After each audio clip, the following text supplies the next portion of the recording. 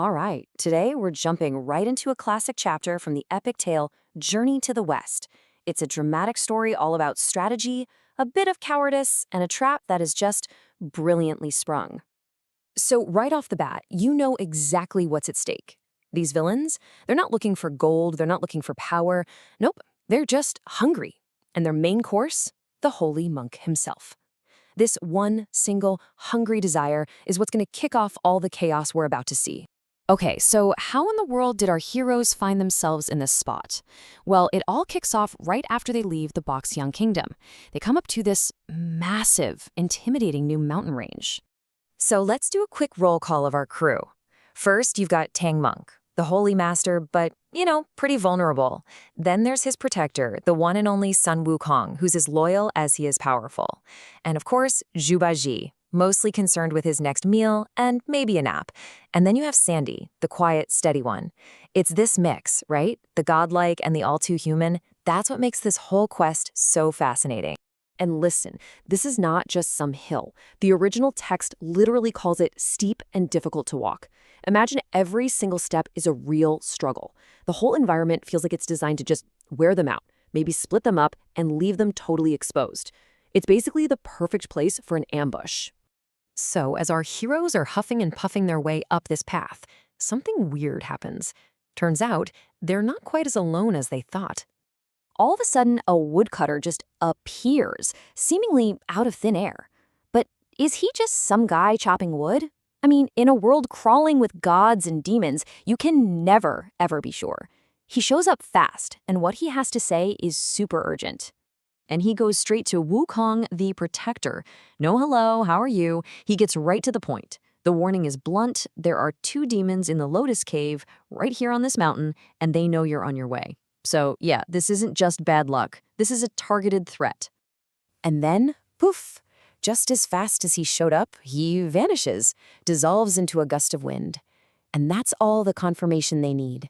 This was no ordinary person. This was a heads up from the heavens, a warning that the danger ahead, well, it's been expecting them. Okay, so after getting a supernatural tip-off like that, Sun Wukong knows he can't just go in swinging. That'd be crazy. He needs a plan. And step 1 of that plan, he needs a scout. And Wukong's thinking is solid, right?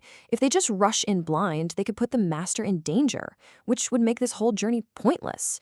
They need intel. Someone has to go up there first, get the lay of the land. And he knows just the guy for the job. And this moment, it perfectly sums up the tension in this group. You have Wukong, who's all about strategy, about protecting the master. Then you have Bajie, who's described as, well, lazy and fearful. He literally shakes his big ears and is like, nope, not doing it. That is until Wukong threatens to give him a beating. See, Bajie isn't just there for laughs. He kind of represents our own very human flaws, which really makes the bravery of the others stand out even more. So yeah, he's forced into it, mumbling to himself. Totally terrified, Zhu Bajie starts walking up that mountain all by himself. He's alone, he's got no idea what's waiting for him, and you better believe he's complaining every single step of the way. All right, let's switch scenes for a second. While Bajie is grumbling his way up the path, our villains are already in position. They're watching, they're waiting, just letting their trap come to them. So, who are we dealing with? Meet the Golden Horn King and the Silver Horn King. And these guys aren't your typical mindless monsters. No, they're organized, they've got lookouts, a whole horde of lesser demons at their command. They are the patient hunters of this mountain. And then, bingo, one of the lookouts for the Silverhorn King, who's out on patrol, spots him, a lone, pig-like person just wandering up the trail. The bait has officially separated from the group and is walking straight into the trap. And the ambush, it's fast and it's brutal. King Silverhorn just says the word, and a whole swarm of demons just materializes out of nowhere, completely surrounding poor Bajie. He starts to panic, swinging his big rake around like crazy, but it's useless. He is completely outnumbered. His only instinct is to run for it, but in his panic, he trips over a vine, and bam, he's down. It's a textbook ambush, almost funny in how perfectly it works. And just like that, it is over. The demons just pile on top of him, grabbing him everywhere, and they carry this screaming, sorry-looking Zhu Bajie off to their cave. They've got their first prize. Meanwhile, back at the Lotus Cave, the Demon Kings are having a party. Why? Because phase 1 of their plan worked perfectly. See, they didn't just catch one of the pilgrims, they've just gained a huge strategic advantage. Listen to this quote from the Golden Horn King. It tells you everything. He says that now that they have Zhu Bajie, they won't have to worry about Tang Monk not coming to them. See? Capturing Bajie was never the final plan. It was just step 1.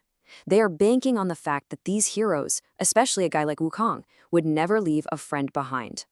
So in a blink of an eye, Zhu Bajie goes from being a whiny scout to the perfect bait.